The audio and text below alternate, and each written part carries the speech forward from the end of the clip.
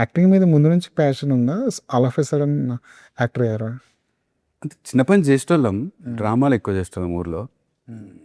Place అవి బాగా చేస్తాం, కల్చరల్ యాక్టివిటీస్ అన్నిట్లో నెంబర్ 1 ఉండేటాను మా ఊర్లో. అంటే కాలేజీలో కాలేజ్లో లేదు మళ్ళీ, మా ఊర్లో మనం హైదరాబాద్ ఎప్పుడైతే వచ్చిన ఇంటర్కి అప్పటి నుంచి కొంచెం తగ్గిపోయింది. కాలేజ్లో కూడా చేయలే, బట్ చిన్నప్పుడే చిన్నప్పుడు సింగరేణిలో కల్చరల్ యాక్టివిటీస్లో అవేర్నెస్ ప్రోగ్రామ్స్ ఎక్కువ ఉంటాయి మాకు. సో యా, చాలా షోలు చేశాను. యోధ మేల్కా అని ఒక పెద్ద ప్లే ఉంటుంది, 32 minutes డ్రామా. మీరే హీరో అందులో విలన్ విలన్. యాసిడ్ తేజ అని. అప్పుడు యాసిడ్ అటాక్స్ ఎక్కువ అయ్యేటి, అవును. సో వాటి అవేర్నెస్ కోసం చేసింది. అందులో యాసిడ్ తేజ నెగిటివ్. అన్న మోడర్న్ రామాయణం ఒకటి రాసిండు, అందులో రాముడు నేను, అది కూడా 25 minutes ప్లే. సో అట్లా అడపదప్పుడు దొరికిన సందు దొరికితే నేనే చిరంజీవి అనేటాను ఊర్లో. సో అట్లనే ఉండేటాను ఊర్లో, నేనే చిరంజీవి.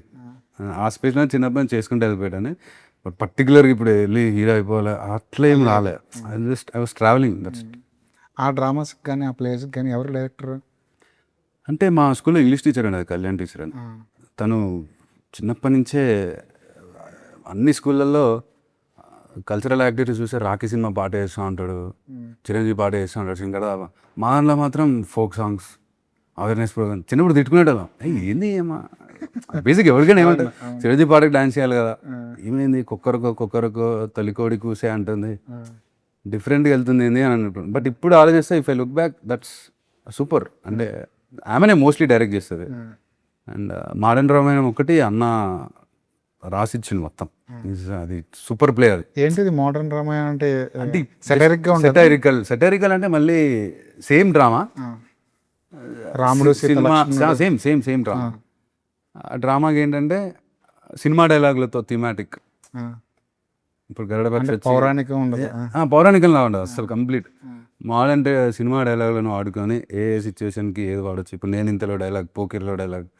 సో అట్లా అది రామాయణంలో వాడేవారు. అంతే. రాముడు ఫర్ ఎగ్జాంపుల్ పోకర్లో ఎవడు కొడితే దిమ్మ తిరిగి మైండ్ బ్లాక్ అవుద్ది వాడే పండుగాడు. ఇది రామాయణంలో ఎక్కడ ప్లేస్ చేసేవారు? గరుడపక్షి ఉంటుంది, వద్దులేండి ఇప్పుడు. ఫర్ ఎగ్జాంపుల్ అంటే ఏదో ఒకటి ఇప్పుడు రాముడు రావణాసుడు డిస్కషన్లో వాడచ్చు. సో అట్లా వాడి చేసింది. మోర్ ఆఫ్ సాంగ్ని కట్ చేసే డైలాగ్, తెలుగు సినిమా డైలాగ్ వాడడం లేట్ అయిపోతుంది. సో అట్లా I don't know to get in there right now. Yeah, అన్న పార్టిసిపేషన్ ఎక్కువ దేంట్లో ఉండేది? అంటే స్క్రీన్ మీద, స్టేజ్ మీద ఉండేది, స్టేజ్ వెనకాల ఉండేదా? చిన్నప్పటి నుంచే వాడు రాష్ట్రుడు బాగా రాసి పరుపు కింద పెట్టుకునేటోడు, రాష్ట్రుడు పరుపు కింద పెట్టుకుంటాడు, ఎవరు తెలియకుండా. మీరేమో చదివేయడం లేదా ఫస్ట్ క్లాస్లో ఎవరికి చెప్పేటోడు కాదు. సో తర్వాత తెలిసినాయి ఇవన్నీ. ఒకరోజు okay, he wants to get in to films, writing directing చేయాలనేది. సో చిన్నప్పటి నుంచి వాడు సినిమా, నాకు తెలిసి జగడం అనుకోండి, జగడం చూసి ఇక పిచ్చోడు అయిపోయాం.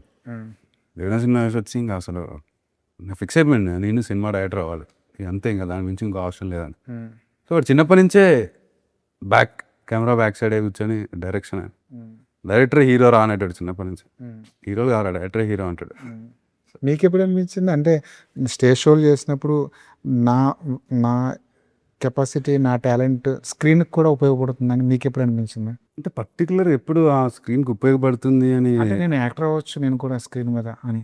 అంటే చిన్నప్పుడు ఉండేది, అంటే ప్రతి ఒక్కడికి ఉంటుంది. చిన్నప్పుడు స్టేజ్లకి డాన్స్ చేసే ప్రతి ఒక్కడికి ఉంటుంది. మెయిన్గా నేను అప్పటి నుంచే అనిపించేది యాక్టర్ వచ్చేమో అంటే నాకు తెలిసి ప్రతి ఒక్కడు తెలుగు స్టేట్స్లో ఐడోనో చిన్నప్పుడు ఏదో ఒక పాయింట్లో క్రికెటర్ రన్ అవ్వాలనుకుంటాడు, యాక్టర్ అవ్వాలని, ఈ రెండిట్లో 100% వెళ్ళి ఉంటుంది. సో అట్లా నేను కూడా క్రికెట్ రావాలనుకున్నా, యాక్టర్ రావాలనుకున్నా. బట్ ఇంత సీరియస్గా ఎప్పుడు, బట్ ఇప్పుడు తర్వాత పెద్ద అయిన తర్వాత okay done, I can be very comfortable on screen అనేది తెలిసింది నాకు.